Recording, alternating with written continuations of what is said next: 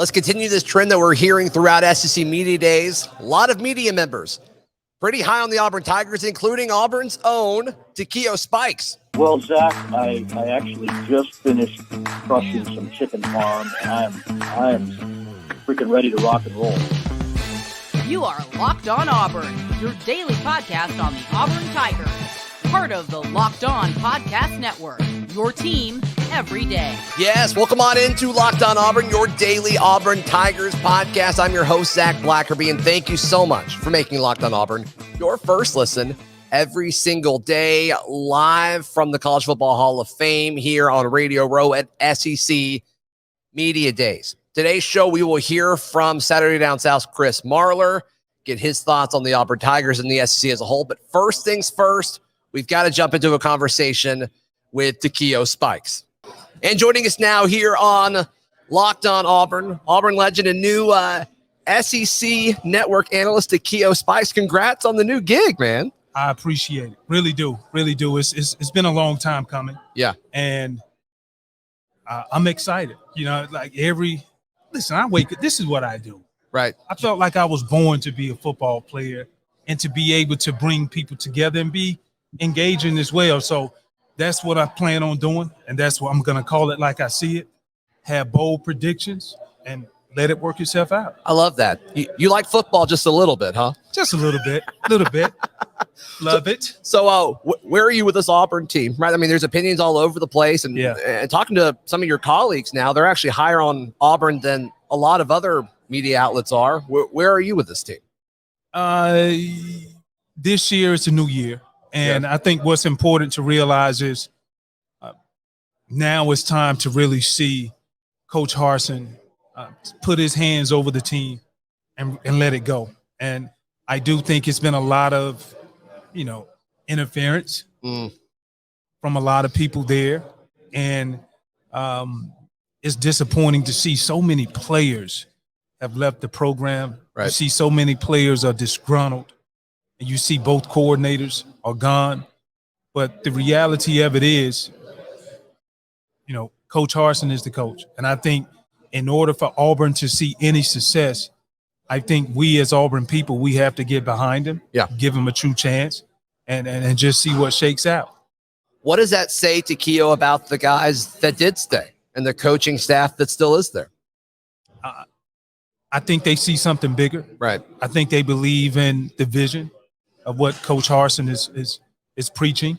And so, for me, that's the reason why out of all of the football seasons that I've been associated with, especially college, and having a vested interest about Auburn, this one means the most. Just because that was my main thing that I came in, which is a great question. What do I really think about the guys who stayed? Mm-hmm. I want to see the performance. I want to see, can we continue to get back on track and be that dominant team that we once were, and come in and not just shake up the SEC West, but really contend and be in a position to where we can play for an SEC championship. Right. Yeah, I mean, just looking at the key guys on this roster, Auburn got, and Bryan Harsin specifically, kind of got hit unfairly with, Auburn only getting one guy drafted in the NFL draft earlier this year. But so many guys came back because of what Harsin's doing. John Samuel Shanker is probably a guy that would have heard his name called. Derek Hall, who we'll hear from both those guys later this week.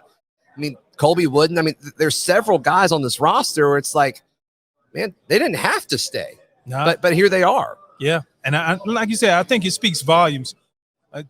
But this is the thing: Auburn is a special place. Yeah, it's a very special place, and I know, and I'm speaking off of not because I am vested in it, but I just know what I know, and I know what I feel. It's one of the places to where when you get the right people together and you gel everything together, it's amazing what comes out of there. Possibly an undefeated season and all of that. Do I foresee the guys having that this year? No, I do not. But for me, I want to see how the guys gel, number one. Number two, I want to see the pulse of the program. I want to see, are the coaches really gelling together with the players? And from a game planning standpoint, can we go into a season, especially early, looking at the first 4 games, can we come out of there with some success and confidence, knowing like, hey, Auburn is back, and we've done some things that people thought that they could not do. Right. And they're building off of it. Is that, you say first 4 games. Do you really mean Penn State? I mean, that Penn State game is crucial, right? Penn State was crucial last year. And True. when I looked at that game, I felt like the Penn State game was that one game that if we could have won on the road, let me remind everybody, I think the trajectory of the season would have been totally different. Yeah. Now, I'm not saying, I guess I am saying that it kind of changed everything, because one thing I do know as a player, when you get a new coach in and you hear the consistency of, okay, we have to do this, we have to do it this way, great practice, do this, great practice. Now it's like, okay, coach telling us we're doing good, but we need to see the proof in the pudding as a player by going out, allowing it to be seen in public. And I didn't think that happened on a consistent basis. And you look at the breakdowns we have defensively last year, especially, I think one of the worst games that I really wanted to throw up is Mississippi State. That was tough. 28-3. That's tough. I hate losing against Mississippi State. Yeah. Hate it. But, that's what I'm looking forward to coming back to see. So you mentioned Penn State. Give us 2 other games that you think this team has circled on the schedule. I mean, Arkansas at home's a big one. A&M at home's a big one. The Mississippi schools on the road, obviously those are huge. I think for me, number one, it's one of the teams you said is Arkansas. Okay. When you look at Arkansas at home, that's going to be a big game, because I love the program what Arkansas has been able to build. And I think just when you look at the program and you look at the amount of players that they have, I like the style of play that they bring. Okay. And so this, for me, will give Auburn a chance to really measure where they are and see whether or not can they say, we are still that program in the SEC West that regardless of who you are and what additions you may picked up in the portal, Auburn is still Auburn. Right. Thank you for your time and congrats on the new gig, man. Thank you. Great stuff. Great stuff from Takeo Spikes. We will jump into our conversation with Chris Marler in just a moment. But today's show is brought to you by our friends at Built Bar. You can check out all of the different flavors that they have going on at built.com. You've heard me talk about all of these flavors. They're all delicious. They're all covered 100% in chocolate, low in calories, high in protein. Somehow they're good for you and they taste great. So be sure to check all of that out. They've got flavors for everyone. Use promo code LOCKED15 for 15% off. That is at built.com. Once again, promo code LOCKED15 for 15% off at built.com. And joining us now here on Locked On Auburn, Chris Marler with Saturday Down South and your podcast. Tough start, yeah. College Football Uncensored podcast. You got the Saturday Down South part. That was good. Yeah. No, when you were walking up, I was mentally preparing, like, all right, Saturday Down South, and then had to put that in there. The great stuff. I've listened to it. I promise. I'm not on that podcast, but yes, thank you. That's awkward. I'm on the College Football Uncensored podcast. No, that's what I'm talking about. That's what I'm talking about. No, I think y'all do a great job there. But a lot of different opinions about this Auburn Tigers team. Yeah. Where are you with it? So I like Harsin a lot. I feel like when you look at like some of the games in his last season, he made some pretty obvious mistakes. I was very surprised that y'all hired him, because if you're going to hire somebody that's in Boise, like if I'm going to get barbecue, I'm not going to go to Brooklyn, right?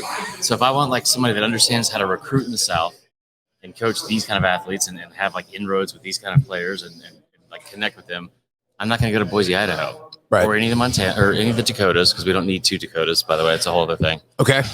You cool 2 Virginias, 2 Carolinas? That's different. Those are directional too. I just feel like the epitome of American greed is that we have 2 Dakotas. No one's going to do a Dakota. I got it. Yeah. Okay. Anyway, outside of the Dakotas, I feel like Harsin, you lose that game against South Carolina. If you play that again, he probably hands off the Tank. If Tank stays in balance against Bama, they get a win. They blew a Falcons lead against Mississippi State. All right. Those kind of things were horrible losses, but I don't see them, I don't see those things happening again. And all the stuff about trying to get him fired, if you're going to hire somebody and you're going to be in, this whole like circle of trust with the good old boys, yep, they just want to like get in the way. Jimmy Rain's probably great at selling lumber. Actually, I know he is. He's really good at it. He's made a lot of money. Yeah. So, but maybe we let Bryan Harsin coach football. Yeah. No, I think so. And that's kind of been some of the the talking points is offseason of like, yeah, it's great that you give a lot of money to, Auburn teams and all that, but like, just seems like there's strings attached to it. And there are. I mean, that's how it's been for such a long time. I didn't realize the extent of it until talking to people close to the program. Is that not everywhere?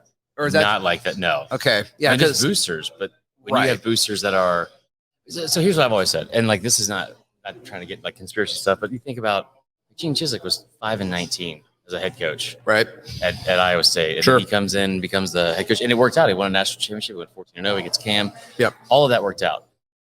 It's very odd to see some of these hirings that they've had. But what's crazy about Auburn in general, and people don't like really know this, because I remember when Harsin was on the hot seat after year one, I was like, that would be insane if they fired after year one. He would have been the 10th coach all time in program history that y'all fired for 1 year. Yeah. I mean, Auburn coaches stay for a minute. I mean, it's been pretty. And Chizik, I mean, wasn't here that long. Right. But then you had Gus for so long, and I think that's why he had the success that he did on the recruiting front, because sustainability. I mean, that's just such a big part of it, and that's what a lot of Auburn fans are concerned about. If things don't go well this year and they do move on to Harsin, which I don't think they're going to, by the way, but if that happens, this season could very well turn poorly. I don't think it's going to, but it could. No, I mean, I think you get that. You start out 2-3-0, and you get Penn State at home, which I think that's a winnable game. Everybody that I talked to this week is like, "Oh yeah, Auburn's going to beat Penn State." I'm like, "Wow, we're really confident about this." I mean, you get James Franklin. I really do think that Harsin is a good coach. I really do. Yeah. And you think about like going from, you talk about the recruiting, right, and the sustainability and stuff like that. Right. I don't think when you like Auburn's just a weird dynamic to look at, because every coach since Shug Jordan has won at least the division title within the first 3 years, and almost I think 5 of the last 6 or 7 have won a conference or played for a national title by year 2. Pat Dye's the only one that wasn't. He was year 3. Think about that.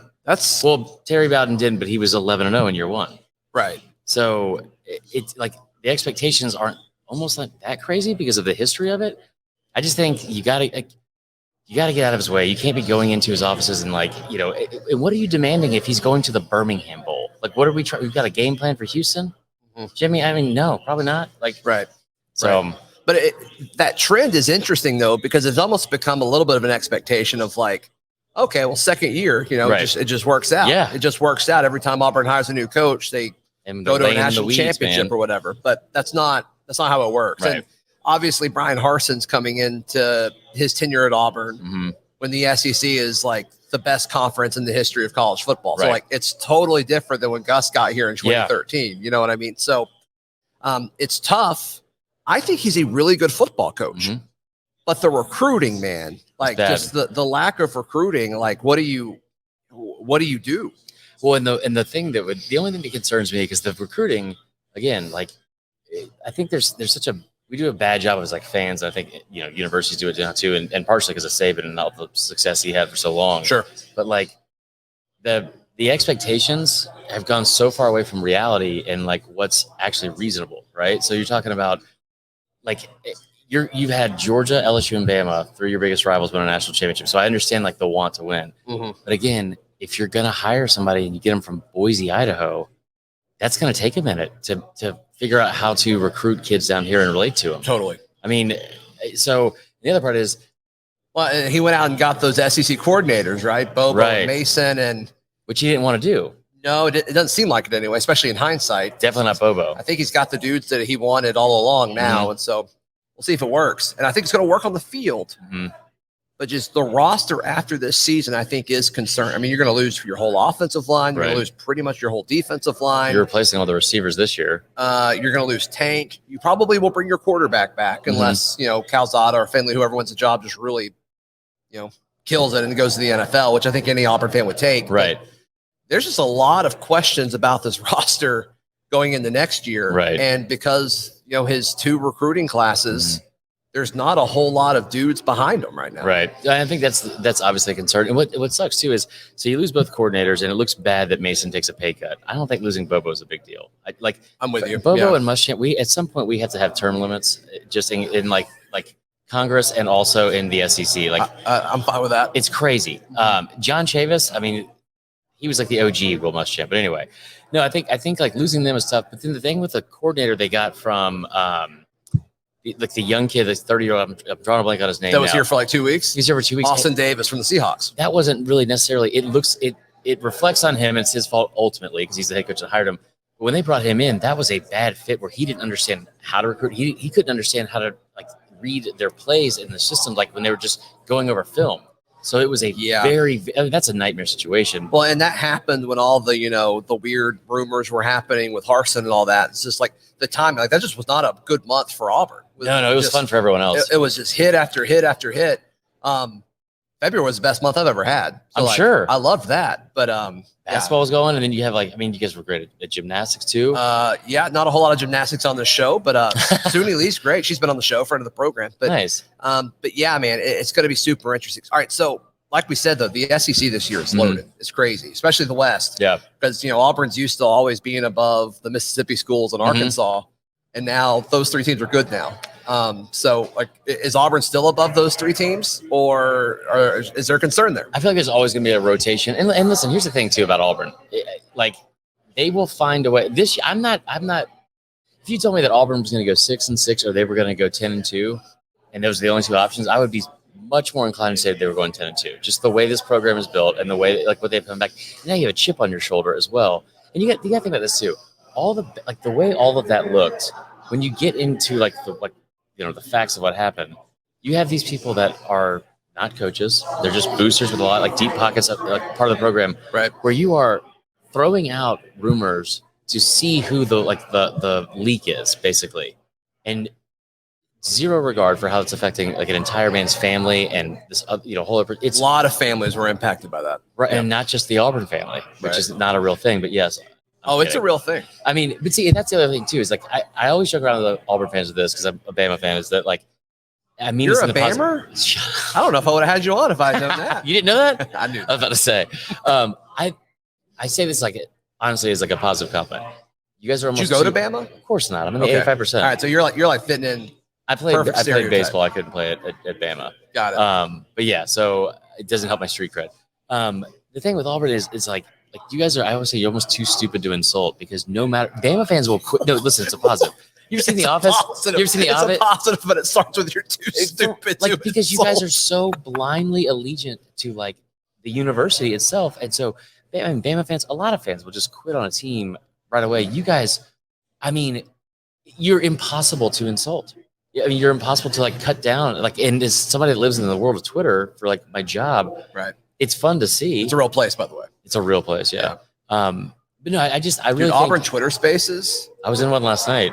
The Auburn memes one? At 1 a.m. Yeah. I should not have been in there. We continue our conversation with Chris Marler of Saturday Down South in just a moment. But real quick, I wanted to tell you guys about the Locked On Auburn Discord. A lot of drama, a lot of excitement, a lot of information constantly being shared in the Locked On Auburn Discord. All you have to do is go to the episode description down below, click the link. It's free to join, and I think you will find a lot of good information and community there. One thing that was a positive from this offseason is Harsin keeps his job because that was a complete witch hunt. And it was and all the things they brought up. He's difficult and said stuff in the locker room that and that's a locker room, so it's not supposed to get out. I get all that.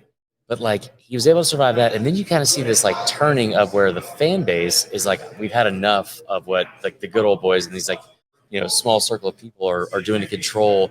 And listen, if they were winning championships every year, let the Knights of the Round Table handle all that, but they're not. So it's it's a very weird. I feel like the overall fan base regained control this offseason, and Harsin. I don't think Harsin's on the hot seat. You don't think he's on the hot seat? I don't. I think what happened in January was so embarrassing that if they fired him again, and then where do you go after this? That is a good point. I mean, the buyout goes down a little bit, but you don't care about buyouts. Yeah, clearly you're right on that. The whole if the plan was to for him to go 7-5 or 8-4 and to let him go, it looks significantly worse because it's why didn't you just let go of him in February? Right. You could have done that and everybody would have been okay, all right. So whatever. And 7-5 or 8-4 in this year with this schedule and what the talent you guys have in comparison. Because like you said, I think you guys are better than Arkansas. I think Arkansas is going to be very beat up, and you guys get them at home. Right. After a bye week. Of course. So you get that. You get LSU at home, which is, that's not always the most helpful thing. As of late, it has been. Historically, but as of late, it's been good. Mississippi State on the road, I don't think that's like something. I just don't think we don't play well in Starkville, though. Oh God, I call it Starganistan every now and then, and people get mad at me. What are your thoughts? That's so good. Okay, that is so good. You can use that if you want. I might have to. That's really good. Yeah. No, I do think that you guys will. I don't know about how much of a veteran team you guys have or any of that kind of stuff. I know you guys have talent on defense. Yeah. But again, you talk about everyone talks about how good Bama was last year. They had the best player on offense, best player on defense. That team was of course a you would shell. bring up Bama. No, in a comparison. That team was a shell. I think that's why people thought they were going to beat Georgia, which they were never in the same atmospheres. And they should have lost. They should have lost to Auburn, possibly Arkansas. Definitely should have lost to Florida. They definitely should have lost to LSU. I mean, that's an 8-4 season, and you switch that around and talk about run the ball in 4th and 1 with the best running back in the conference at South Carolina. Maybe Bo Nix doesn't break whatever bone it was, and at home against. I mean, those things aren't going to repeat themselves. If they do, he will be fired. Yeah, right, because it's just the way it ended. Right. But yeah, I mean, you're right. The Iron Bowl, obviously, South Carolina, Mississippi State, Penn State. And I know it's a little bit different, 4th and 2 from like the 3-yard line, and you throw a fade. I lost my mind for you guys on that. It hurt, man. It really, really hurt because there was just so much optimism, and it's like you did the hard part. You got down there. Give it to the running back, and you know what? Or give it to the quarterback. Let him get outside and have like an option, but don't ever, ever, ever give Bo Nix a touch pass to throw. Right, that was not his strength. Roll them out or do something. Yeah, but it's funny. I think that caused the first moment where Bryan Harsin realized he wasn't in Boise anymore. Because, after the game, he's asked about that call over and over and over again. And he kept, we got to watch tape. We got to watch tape. Right. We got to watch tape, which is a totally appropriate answer at that time. Tuesday on his presser, first question, he's asked about it. Right. And you saw his eye. It almost looked like he's like, oh, y'all are still, we're still talking about this. This still matters. It's Tuesday.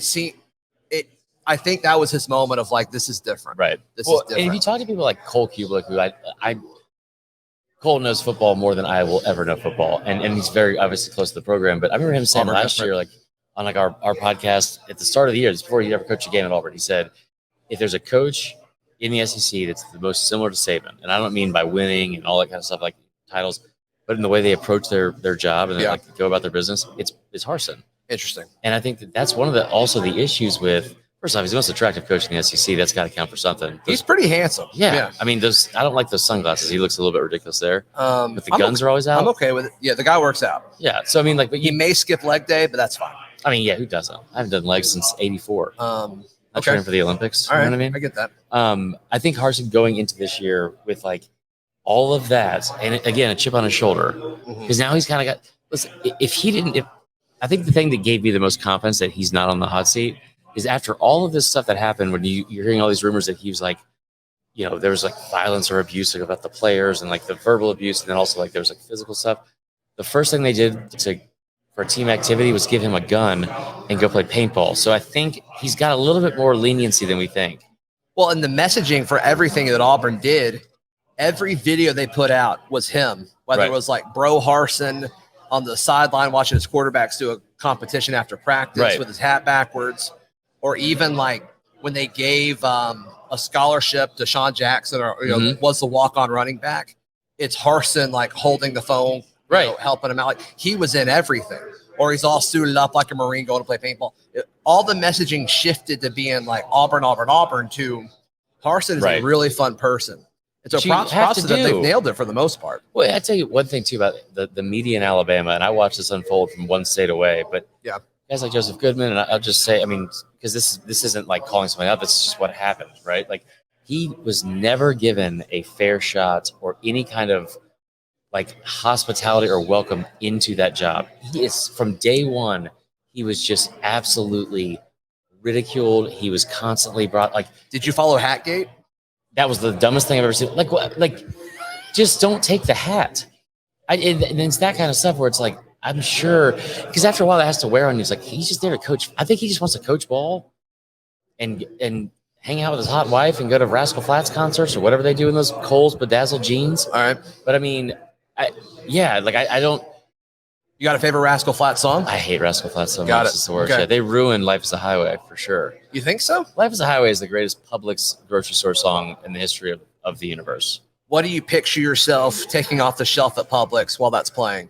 I'm picturing cereal, a box of like Fruit Loops or something. What do you think? Fruit Loops? Yeah, you're not a Fruit Loops guy? I'm not in good shape, but I don't eat Fruit Loops. Interesting. Probably so what I like to do is get some salsa. There's this avocado salsa, and then take chips. I call it cereal salsa. So you weren't wrong. I just crunch up. I mean, honestly, I feel like something. Cereal sauce? It's you not. Put the chips in the salsa and eat it with a spoon? Yeah, it's good. You just dump it in a bowl.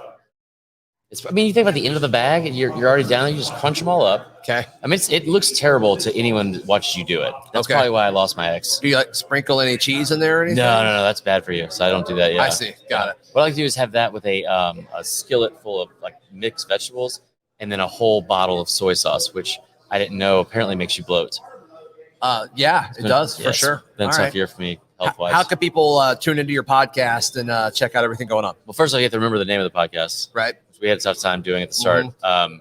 But it's SEC Uncensored. No, it's not. So it's College Football Uncensored. SEC Uncensored? It's College Football College Uncensored. Football Uncensored. And it's me and my buddy Tyler Huck, and it's a lot of fun. We're not big J journalists. We love college football. We grew up in the South. He actually went to his favorite school. What is his favorite school? Florida State, which is kind of tough. That's okay. That's fine. I don't hate Florida State as much as most Auburn people do. Is Why do y'all hate Florida State? Just because the 80s? that a joke? No, y'all played them all the time. Is that your joke? Oh, yeah. Okay. I forgot about that. That was my favorite thing that happened that year. So, yeah. Sure. Right. That's, honestly, that was tough to see you guys not catch a break that season. I know. So it was Not tough. a lot of things went our way that year. No, we're not going to get into that. But so, no, College Football Uncensored, and then on, we have all the social media and all that kind of stuff. And then I'm Vern Funquist on Twitter and Instagram and in my journal as well. So Another fun show live from Radio Row here at SEC Media Days. Tomorrow, we will recap everything that happened on the final day of SEC Media Days. And, of course, we'll recap everything that happened with the Auburn Tigers. Of course, Bryan Harsin, Tank Bigsby, John Samuel Shanker, and Derek Hall. Looking forward to hopefully grabbing a few of those guys and chit-chatting with them. I look forward to seeing you on tomorrow's show as well. You can follow me on Twitter at Zac Blackerby. Nope, C Blackerby. Do this every day. On Twitter at C Blackerby. You also can read all of our written work at auburndaily.com. And of course, if you've made it this far into the show, hit that subscribe button if you're listening or watching on YouTube. And if you're listening on iTunes, please leave us a 5-star review. It would really help us spread the show. It'd be great. So we'll be back tomorrow right here on Locked On Auburn.